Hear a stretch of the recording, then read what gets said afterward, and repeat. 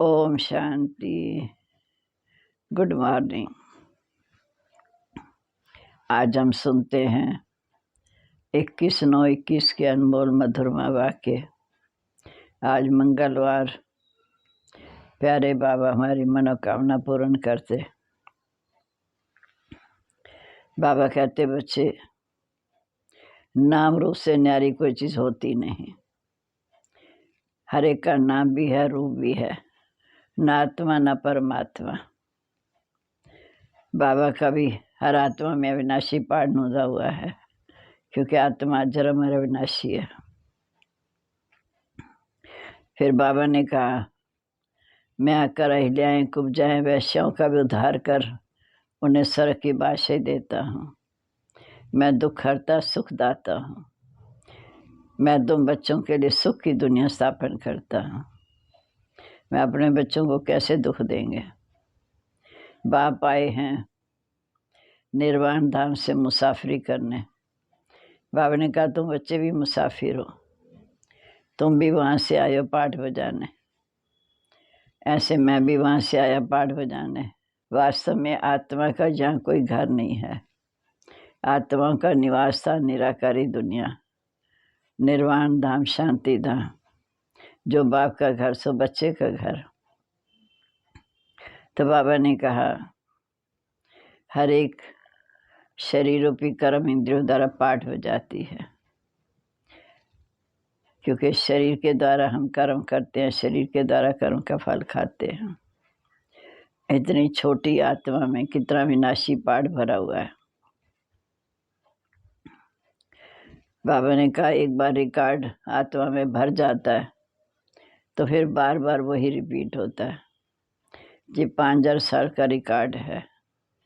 एक बार शूट हो गया, बार बार वही रिपीट होगा। इसका आत्मांतर तो नहीं है।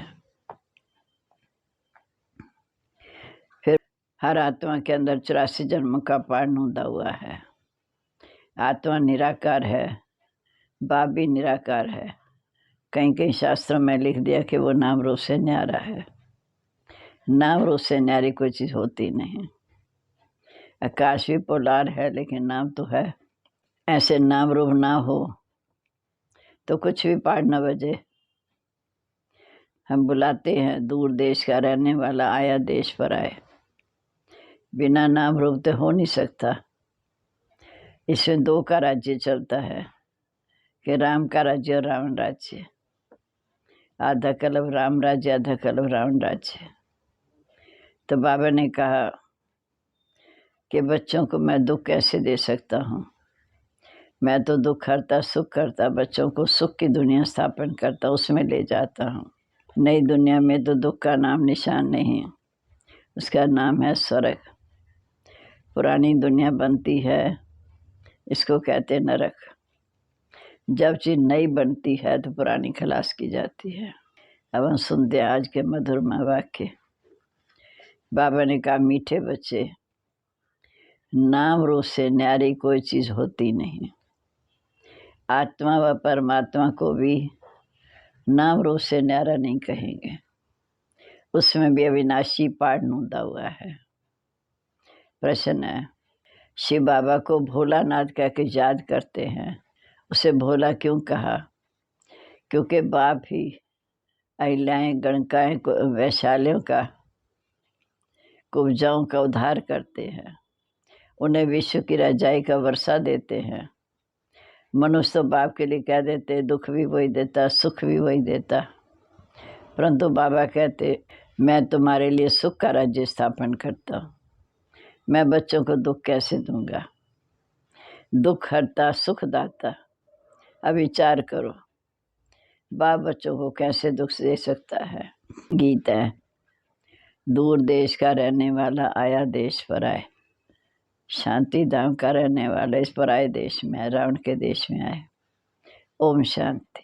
रूहानी बच्चों ने गीत सुना, अर्थात रूहों ने शरीर रूपी कर्म इंद्रियों द्वारा गीत सुना। दूर देश से मुसाफिर आया है। तुम सब मुसाफिर हो। जो सब मनुष्य मात्र आत्माएं हैं, वह सभी मुसाफिर हैं। आत्माओं का वास्तव में कोई घर नहीं। आत्मा निराकारी दुनिया में रहने वाली है। कहा जाता है निराकारी आत्माओं का घर, देश व लोक। इसको जीव आत्माओं का देश कहते हैं। ये साकारी दुनिया जीव आत्माओं का लोक। जब आत्माएं जाकर शरीर में प्रवेश करती हैं तो निराकार से साकार बनती हैं। ऐसे नहीं कि आत्मा का कोई रूप नहीं, रूप भी है, नाम भी है। इतनी सूक्ष्म छोटी आत्मा कितना बड़ा पाठ हो जाती है शरीर के द्वारा। हर एक आत्मा में पाठ बजाने का रिकॉर्ड भरा हुआ है। रिकॉर्ड एक बार भर जाता, फिर कितना भी रिपीट करो, बार बार वही चलेगा। वैसे आत्मा शरीर के अंदर रिकॉर्ड है, उसमें 84 जन्मों का पाठ भरा हुआ है। फिर कहीं कहीं शास्त्रों में लिख दिया कि वह नाम रूप से न्यारा है, परंतु नाम रूप से न्यारी कोई वस्तु होती नहीं। आकाश भी पोलार है पर नाम तो है। बगैर नाम के कोई चीज़ है नहीं। अगर नाम नहीं तो रूप नहीं, देश नहीं, तो फिर कुछ भी नहीं हो सकता। बुलाते भी हैं, दूर देश का रहने वाला आया देश पर आया। राम राज्य और रावण राज्य आधा आधा कल्प है। आधा कल्प राम राज्य, आधा कल्प रावण राज्य। ये बच्चों को समझाया कि सतयुग से ईश्वरी राज्य शुरू होता है।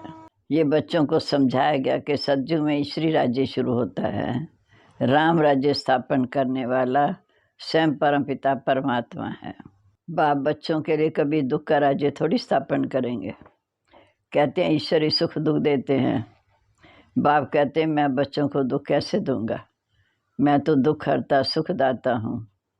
ये मनुष्यों की भूल है। ईश्वर कभी बच्चों को दुख नहीं देगा। इस समय है सुख दुख धाम। आधा कलम राम राज्य में दुख ही मिलता है, सुख की रति नहीं।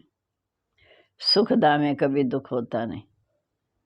बाप स्वर्ग का रचता है, अभी तुम उस संगम पर। इनको नई दुनिया तो कोई नहीं कहेगा। नई दुनिया का तो नाम ही है स्वर्ग। वही फिर पुरानी दुनिया बनती है। नई चीज़ जब पुरानी दिखाई देती तो पुरानी चीज़ को खलास किया जाता है, ख़त्म किया जाता है। बाप आकर आदि सनातन देवी देवता धर्म की स्थापना करते हैं। सिखों का गुरु नानक, उनको दाढ़ी बाल थे, तो सब सिखों को दाढ़ी बाल होने चाहिए। दाढ़ी रखते हैं पर आज बहुत फैशनेबल बन गए हैं, तो फॉलो करना चाहिए। गुरु नानक जी के फॉलोअर्स हैं तो गुरु नानक को फॉलो करना चाहिए। ये तो अभी मालूम पड़ा कि गुरु नानक जी को आए 500 वर्ष हुए। फिर कब आएंगे झट बताएंगे कि गुरु नानक कब आएंगे। वह तो कहते आत्मा ज्योति ज्योति में समा गई। तुम कहेंगे आज से 5000 वर्ष बाद गुरु नानक जी फिर से आएंगे। टोटल चक्कर 5000 साल का है। 4500 वर्ष के बाद फिर से आएंगे। तुम्हारी बुद्धि में सारे वर्ल्ड की चीज़ों की चक्कर लगाती है। बुद्ध क्राइस्ट आदि सबके लिए कहेंगे कि इस समय सब तमो प्रधान है। सब मनुष्य मात्र तमो प्रधान, सबकी ज्योति बुझी हुई है। बाप आते हैं सबकी आत्मिक ज्योति जगाने। बच्चे जो कामचिता पर बैठ बासुम हो गए, उनको ज्ञान अमृत से वर्षा कर जगाकर साथ ले जाएंगे। अमृत सा नाम इसलिए रखा है क्योंकि बाप इस समय आकर अमृत छकाते हैं। अब कहाँ ज्ञान अमृत, कहाँ पानी की बात।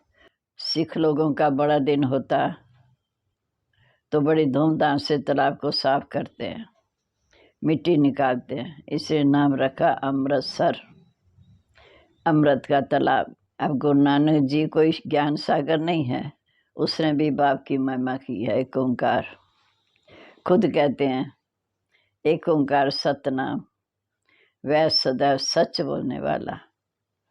सत्यनारायण कथा है, अमर कथा, तीजरी की कथा कितनी भक्ति मार्ग में कथाएं सुनते हैं। कहते हैं शंकर ने पार्वती को कथा सुनाई, वह तो सूक्ष्म अवतार में रहने वाले, फिर कथा कौन सी। ये सब बातें बाप बैठ समझाते हैं। वास्तव में तुमको अमर कथा सुनाकर अमर लोक में ले जाते हैं। मृत्यु लोक से अमर लोक ले जाता हूँ। अब तुम समझते हो नर से नारायण, नारी से श्री लक्ष्मी बनते हैं।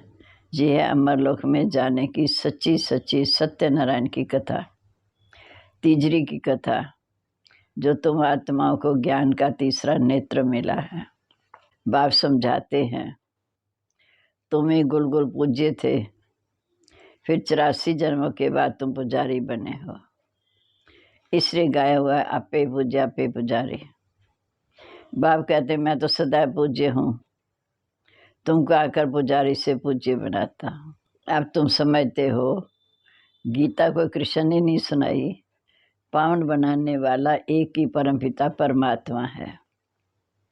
तो बाप समझाते जब ओपिनियन लेते हो कि ईश्वर सर्वव्यापी नहीं है, गीता का भगवान शिव है, ये सिद्ध करो। पहले तो पूछो भगवान किसको कहा जाता, निराकार को व साकार को। कृष्ण तो साकार, शिव है निराकार। वह सिर्फ इस समय तन का लोन लेते हैं, बाकी माता के गर्भ से जन्म नहीं लेते। पहले नंबर गर्भ में आने वाली श्री कृष्ण की आत्मा। ब्रह्मा विष्णु शंकर भी सूक्ष्म शरीरधारी हैं, शिव को शरीर नहीं है। यहाँ इस लोक में स्थूल शरीर है। बाप की महिमा है पतित पावन, सर्व का सदगति दाता, सर्व का लीडेटर, दुख हरता सुख करता। अच्छा, फिर सुख कहाँ हो सकता है? सुख मिलेगा सतयुग में, जब रावण राज्य की दुनिया खत्म होगी, स्वर्ग की स्थापना हो जाएगी। अच्छा, फिर लिबरेट किससे करते हैं? रावण के दुख से। ये तो दुख धाम है। फिर गाइड भी बनते हैं, जब मैं पावन बनाकर साथ ले जाते हैं। ये शरीर तो यहाँ खत्म हो जाते, सबको दुख से छुड़ाए, पवित्र बनाए, अपने साथ घर ले जाते हैं। सबको दुख से छुड़ाए, पवित्र बनाए, अपने साथ घर ले जाते हैं। मनु जब शादी कराते हैं तो पहले होते हैं पति, पीछे होती है ब्राइड, फिर होती है बारात।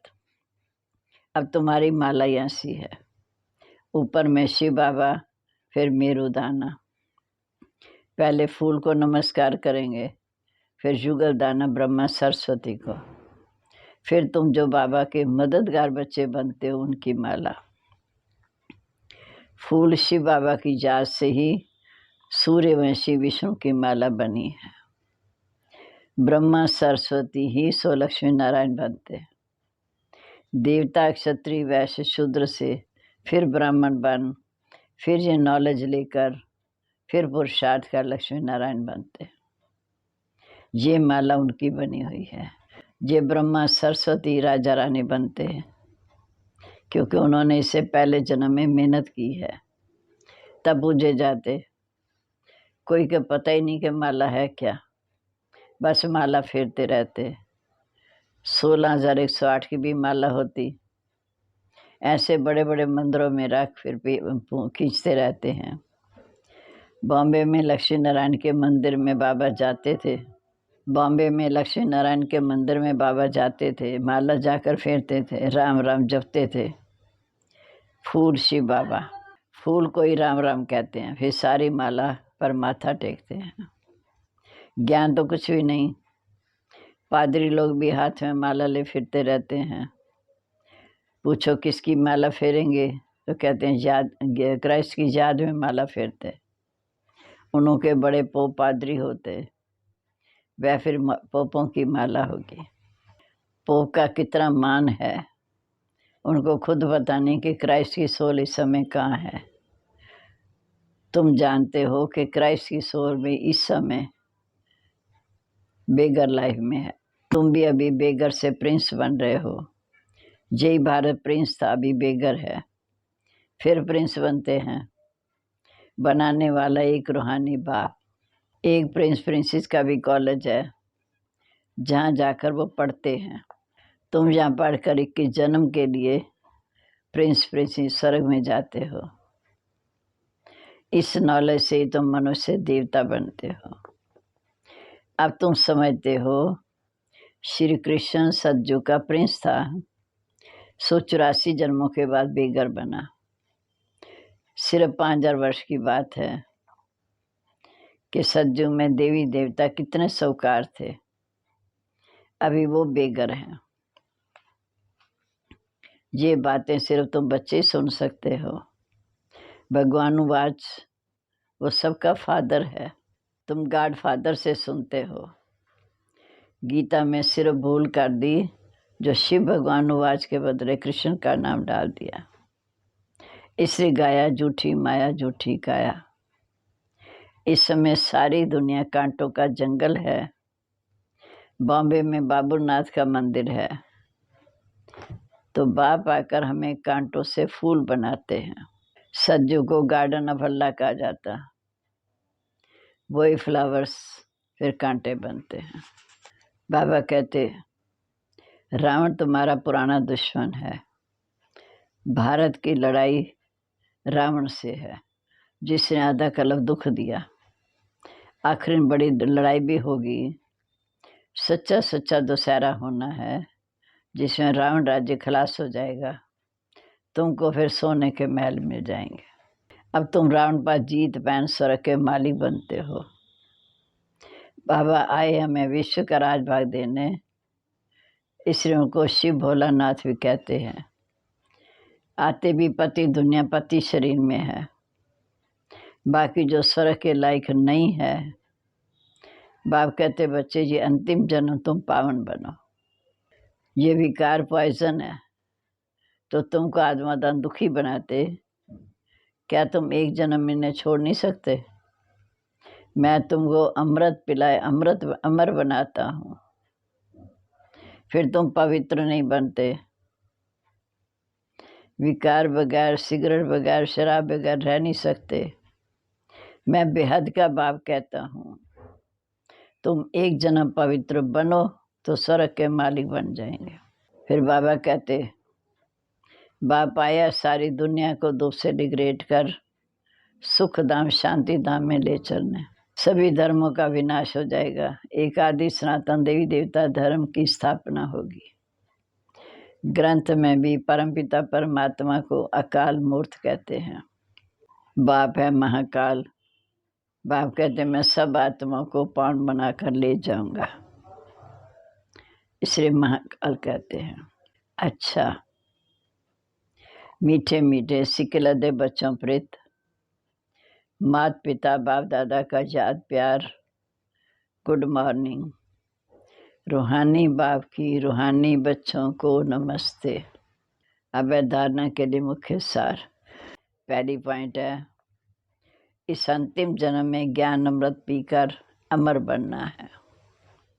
स्वयं को स्वर्ग में चलने लायक बनाना है, बुरी आदतों को छोड़ देना है। दूसरी पॉइंट, अभी पढ़ाई पढ़कर 21 जन्म के लिए स्वर्ग में प्रिंस प्रिंसेस बनना है। सच्ची सच्ची सत्यनारायण की कथा सुन नर से नारायण बनने का पुरुषार्थ करना है। अब है वरदान। 1 सेकंड के दृढ़ संकल्प से स्वयं का व विश्व का परिवर्तन करने वाले रूहानी जादूगर भव। 1 सेकंड के दृढ़ संकल्प से स्वयं का व विश्व का परिवर्तन करने वाले रूहानी जादूगर भव। जैसे जादूगर थोड़े समय में बहुत विचित्र खेल दिखाते हैं, वैसे अब रूहानी जादूगर अपनी रूहानियत की शक्ति से सारे विश्व में परिवर्तन लाने वाले, कंगाल को डबल ताजधारी बनाने वाले हो। स्वयं को बदलने के लिए सिर्फ 1 सेकंड का दृढ़ संकल्प प्राप्त करो। मैं आत्मा हूँ। विश्व को बदलने के लिए स्वयं को विश्व के आधार मूर्त उद्धार मूर्त समझकर विश्व परिवर्तन के कार्य में सदा तत्पर रहते हो। इसलिए आप सबसे बड़े जादूगर हो। स्लोगन है, जो स्वराज्य अधिकारी आत्माएं हैं, जो स्वराज्य अधिकारी आत्माएं हैं वह कभी अधीन नहीं हो सकते। सम्मान है, मैं स्वराज्य अधिकारी, दृढ़ संकल्पधारी, स्वयं को व विश्व को परिवर्तन करने वाले, विश्व के आधार मूर्त उद्धार मूर्त हूँ। मैं स्वराज्य अधिकारी दृढ़ संकल्प द्वारा स्वयं को व विश्व को बदलने के आधार मूर्त उद्धार मूर्त रूहानी जादूगर हूँ। ओम शांति। अभी हम प्यारे बाबा को याद करेंगे।